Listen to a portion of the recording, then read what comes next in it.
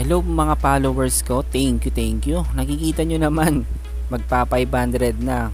So di ako ganun tutok ngayon dahil medyo maraming ginagawang pag-e-edit. So ang topic natin ngayon is ito na.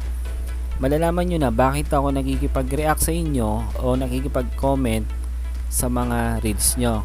Kasi sinasabi ko sa inyo, kung ipapalo nyo ako na bahala sa reels nyo, ako magko-comment, ako manunood, ako yung bilang audience nyo. So nag-post po ako ng followers ko. So umabot po noon ng is 367. So 5 days na po yan, 5 days na po nakalipas. Ngayon is 400 na. Magpa 500 na. So kung kapag di ka pa nakapalo sa akin, magpalo ka na dahil ito na yung second step bakit ako nanonood ng mga reels nyo. So mayroon tayong notification dito. So makikita natin dito your future in public engagement list in this week. So meron na tayong engagement list.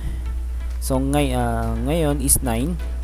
Pero ang engagement naman ang nakalagay dito is September 1 to 7.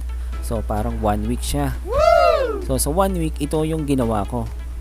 So si pinakamataas si Nanay Wes, kasi dito kayo nakilala, dito ko kayo nagilap noon. So dito makikita niyo yung mga pangalan.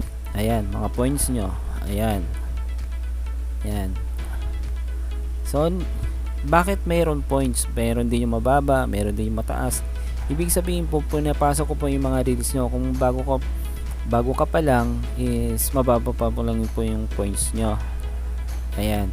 So kailangan nyo mag-react. Kung magre-react po ako, kailangan nyo din mag-message sa nireact ko. Kaya ito po yung tinatawag na engagement.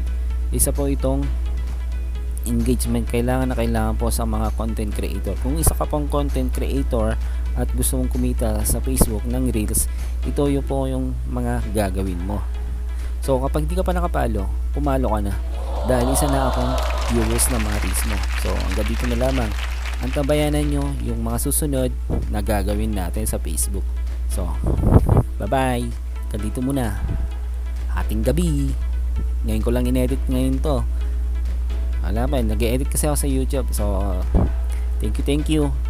Engage na ng engage para sa mga reels. Okay.